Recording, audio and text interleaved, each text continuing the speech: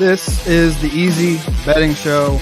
My name is Easy, and we are talking about the MLB wild card round for the playoffs 2024. It's going to be a pretty good playoffs, I think. A lot of good teams coming into this one. You know, you got the typical teams like the Astros, the Phillies, the Braves, Yankees, Dodgers, but some new teams in as well, which should be a whole lot of fun, like the Tigers. Really excited to see what they can put up against the Astros. So a lot of good games, a lot of good games in the first round as well, which should be a lot of fun because typically the wild card round is kind of stupid.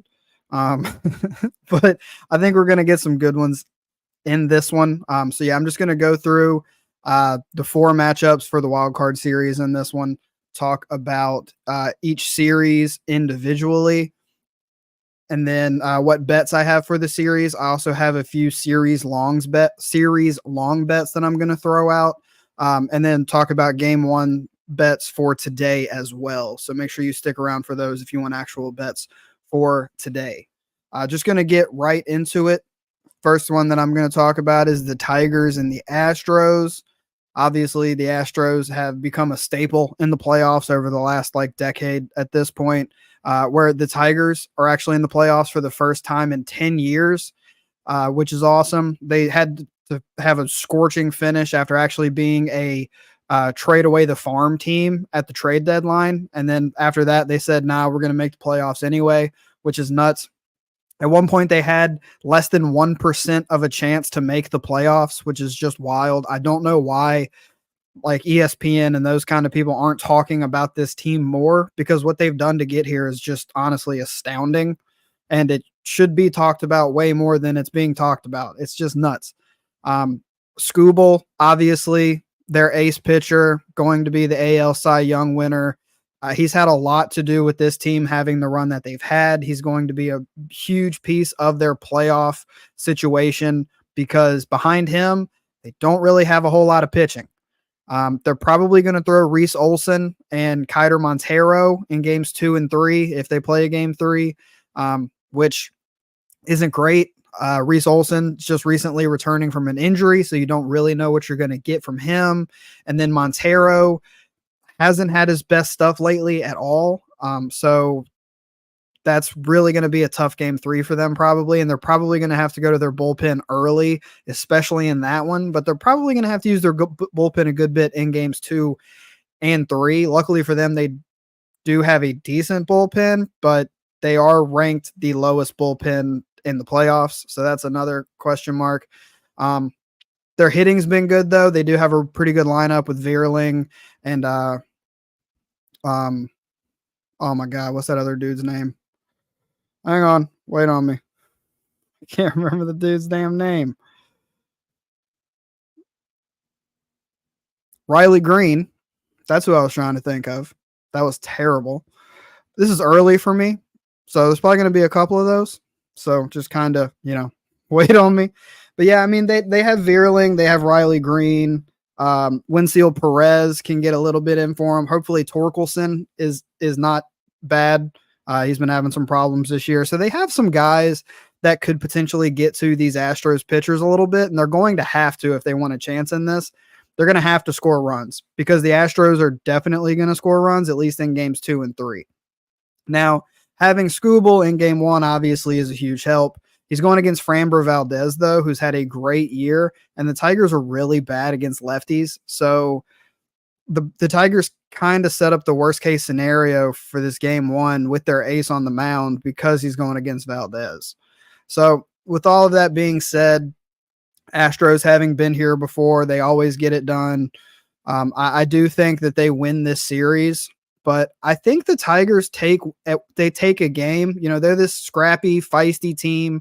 They're going to do everything in their power to win games, and I think they take one. So I do have the Astros winning, but the Astros money line is like minus 210 for the series. So I'm taking over 2.5 games here. It's minus 124, which is still juiced, but it's not minus 200. So I'm going to put 1.3 units on the over 2.5 games there. The next series is the Royals and Orioles, and this should be a great series to watch. Both these teams are really good. Both these teams would be a lot of fun to watch. through the entire playoffs. So it's a shame that we're going to lose one of them this early, but we do get this great matchup in the wild card round, which should be a lot of fun to watch. Both these teams have pretty good pitchers. The Royals, obviously starting Cole Ragans in game 1 against Corbin Burns for the Orioles. And then they'll probably go Seth Lugo and Michael Waka in games 2 and 3. And then the Orioles, after Burns in game 1, will most likely go Zach Eflin and Dean Kremer in games 2 and 3. Now, the game 3 matchup, there could be a lot of runs in that one because I don't trust Waka. I don't know if it's Kremer or Kramer. I always say Kremer. It doesn't really matter because he's not that good. So I think there would be a lot of, if this goes to 3 games, that could be a lot of runs in that one. And I would definitely bet the over if this goes to game 3. But, and it's entirely likely too. They also have 2 pretty good lineups, obviously, if you've paid attention to the season at all. The Royals front 4 guys really have been really good. And then the Orioles top 5 guys with now having a little bit of help in the back end as well with Holiday coming in. But for the Royals, Salvador Perez, Bobby Witt, Vinny Pasquantino, they're going to have to be big if they're going to win this series. They're kind of the 3 guys that they're going to have to rely on. And then on the other side for the Orioles, Henderson, Santander, Mountcastle, they're going to have to be big too. Obviously, they have a little bit more help, I think, but those are still kind of your 3 core guys, I think, in this series if you're going to win. So, you know, I think this is going to be a very close series. I think these teams are pretty similarly matched up, you know, starting pitching. The first 2 are good. The third one's questionable. The bullpens, pretty much the same across the board. The Royals have a slight bullpen advantage, but not much. And then the lineups, hitting, pretty similar. So I think this definitely goes to over. I think this goes to game 3, so I'm definitely taking the over 2.5 games. That's only minus 112 too, which is kind of crazy to me. So I'm absolutely taking that. And then I think the Royals win this series. I think the pitching is just a little bit better than the Orioles. I know the Orioles offensively have been just on a heater in the last couple weeks, but I think the Royals slow that down, and I do think they get the win here. So at plus 136, I am going to throw a unit on the Royals taking this series. And then Mets versus Brewers. Obviously, the Mets are coming off that doubleheader yesterday, clinching the playoffs. So they had to play 2 games yesterday. Now, they did win game 1. So game 2 was kind of just we're going to throw some guys out there and just wait to get on the plane situation. So it didn't really hurt them that badly. But they did have to burn Tyler McGill to get to the playoffs. So they won't have him in this series. And then they're also kind of hurt a little bit with travel. You know, before the doubleheader yesterday, they played in Milwaukee. So they were in Milwaukee, had to fly to Atlanta for a doubleheader.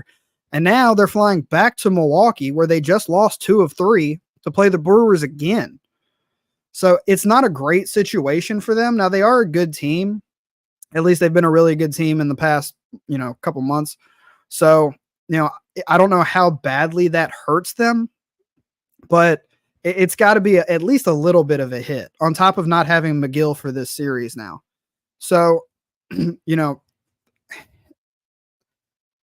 I don't really know what to think of this entirely. They are starting, they're starting Luis Severino for this game 1, going against Freddie Peralta. So I do think the Brewers probably take game 1. And then after that, they have Sean Manaea and Jose Quintana. I don't trust Jose Quintana at all. Sean Manaea is better, but I just don't trust this Mets pitching. And then on top of that, you have to go up against Freddie Peralta in game 1, and then Aaron Savali, who's been really good since his trade to Milwaukee. And then they have Frankie Montas after that, which Frankie Montas I don't really trust either as much. But I think the Brewers get this one done quickly. I think they win 2. I don't think this goes to a game 3 here. I just think the Mets are kind of behind the 8 ball a little bit here. And already losing 2 of 3 to Milwaukee a few days ago, I just don't see a chance where they win this series. Now, I know a lot of people are on the Mets. and that could just be because they're Mets fans. I don't really know, but I'm taking the Brewers minus 1.5 here. I think they sweep, and it's plus 150. I'm going to put half a unit on that one. I'm not going to go with the full unit here, but I do think the Brewers sweep this series. And then the last series, my Braves are taking on the Padres. It's amazing that the Braves even made it here. I didn't think we'd make the playoffs. I wrote this team off like 2 months ago because we've just been beat to hell with injuries. I mean, every starter, pitcher, or position player has been hurt so far this season except for Matt Olson. Every single other player has been hurt. I don't know if that's ever happened in the MLB before. Like, it's honestly been really badly incredible how many injuries we've had on this team, and we still somehow made the playoffs. Like, it's absolutely nuts. We're also coming off of that doubleheader yesterday. Braves had to win game 2. So obviously we burned through a lot of pitching in that doubleheader. And then after clinching and playing the doubleheader yesterday, they then had to fly last night across the country to San Diego to play game 1 today. So if the Mets are behind the 8 ball, the Braves are absolutely behind the 8 ball. And it's not looking good for the Braves. Chris Sale is not pitching this series because of his back. We've burned through pretty much all of our pitching, both starting rotation and the bullpen. I have no idea who's starting this game for the Braves. It's looking like it's either going to be Bryce Elder, maybe Ian Anderson, which is absolutely nuts, or AJ Smith-Shawver, or they just throw out some bullpen guy, or they bring somebody up from AAA that no one's ever heard of. I mean, it could be Eli White could be pitching this game. We just don't know what's going on with the Braves right now.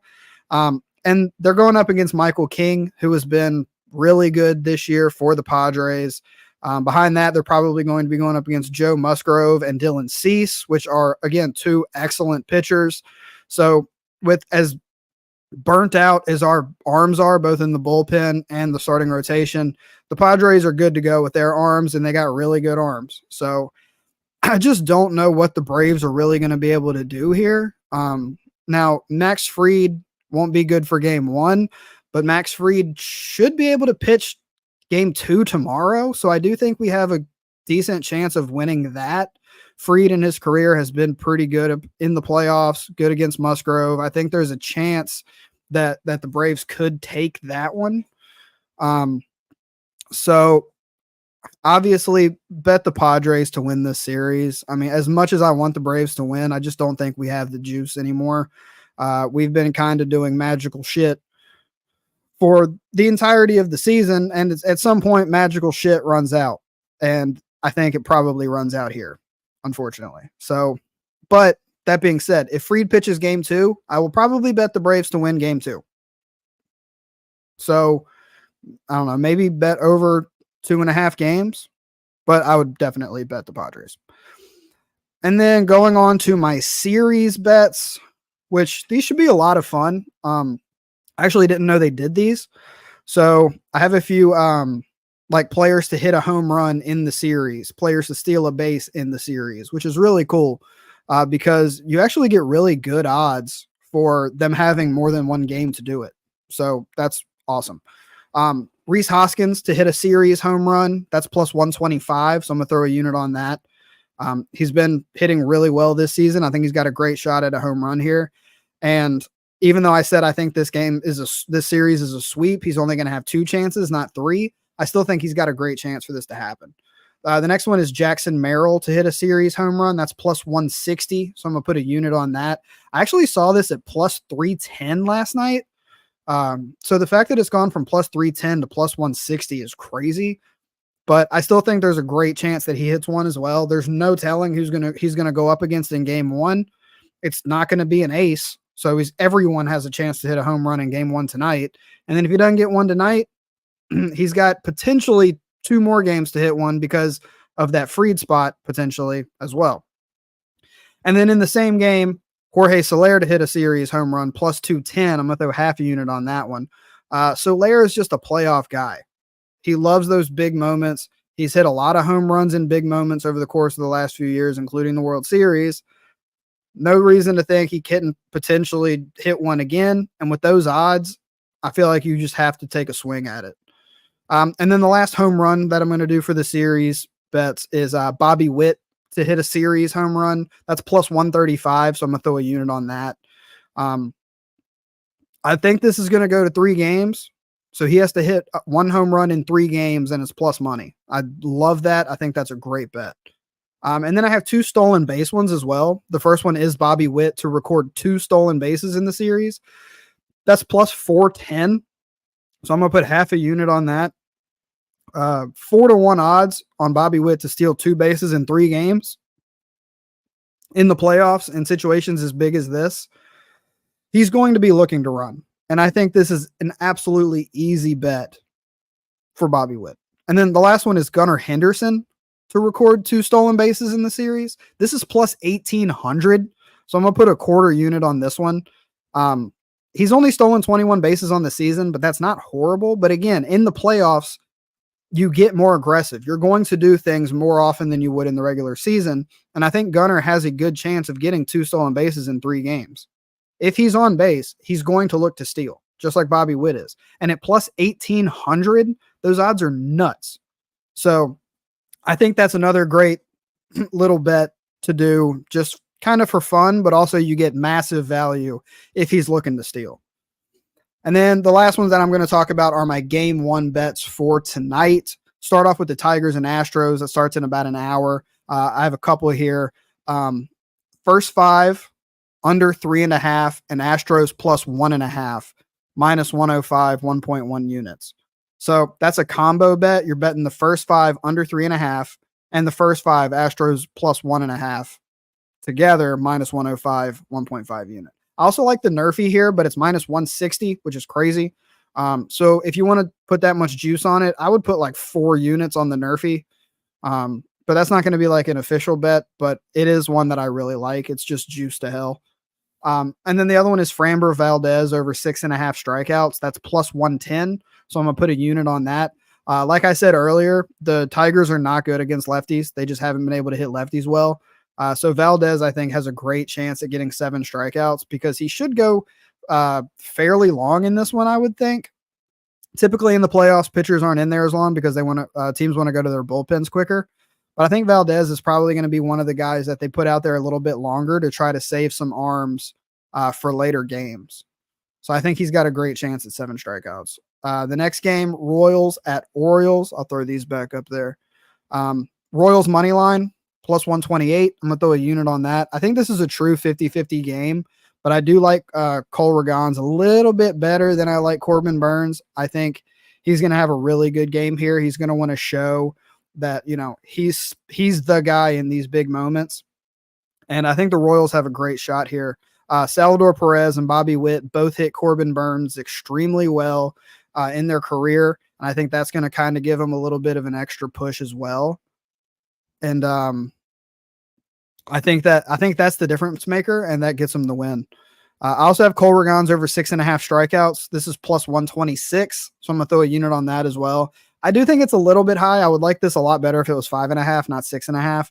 But like I said, I think he's going to want to show out in his, in this playoff game and show that he's the guy against this Orioles team. So I don't love this bet, but I like it enough to bet it. So I'm going to throw it out there. And then the last one is Bobby Witt to steal a base, plus 188. So I'm going to put a unit on that as well. If he can steal a base in this game, it sets up the series one even better, but you can kind of double win money off of this if he steals a base in this game. And I think he's got a great chance to, because I think runs are going to be at a premium in this game. So they're going to be aggressive on the base pass to try to get guys in scoring position to, score 1 or 2 runs that could potentially be the difference maker. So Bobby Witt has a great chance of stealing a base in this one. You bet the live steal a base, the game 1 steal a base to get money there, and it sets you up for the series play, and you could make a ton of money in this. Next game, Mets and Brewers. I just have one bet for this one, and that's Brewers minus 1.5. It's plus 150. I'm gonna throw a unit on that. I've already set up why I like the Brewers. I think they win this one easily. I don't think Severino is going to be able to get the job done against Peralta, and I think the Brewers kind of ease into this one and win it fairly easily. And then same thing with the Braves and Padres. I also have the Padres -1.5 plus 126, so a unit on that as well. And then I'm also betting the Padres team total alt line at 4.5. That's 2-1. So I'm gonna put half a unit on that as well. Like I said, I don't know who the Braves are pitching, but whoever it's going to be is not going to be an ace guy, and the Padres are probably going to score runs fairly easily. So there's no reason to think they can't get to 5. And even if the Braves go to the bullpen early or they throw a bullpen game, a lot of the bullpen arms are burnt. So they can't even use the top of the bullpen guys. So this is just not a good game for the Braves, unfortunately. And I think that that's the difference maker in that one. So that does it for the series bets for the wild card round, game 1 for the wild card round. I might do a short show tomorrow for the game 2s that are obviously going to be a lot shorter than this one because it'll just be game 2s. So make sure you check that out. I'm also going to be doing my Thursday night football show tonight. So make sure you keep an eye out for that as well. And yeah, of course, RIP Pete Rose. It sucks to see that news yesterday. Hate that. So yeah, of course, throw that out there. Make sure you like and subscribe for me if you haven't liked yet. If you aren't subscribed yet, do those for me. It helps me out a lot. Tell your friends. Everybody needs to be on it. Check out the Thursday night football show tonight. I'll see you all in the next one.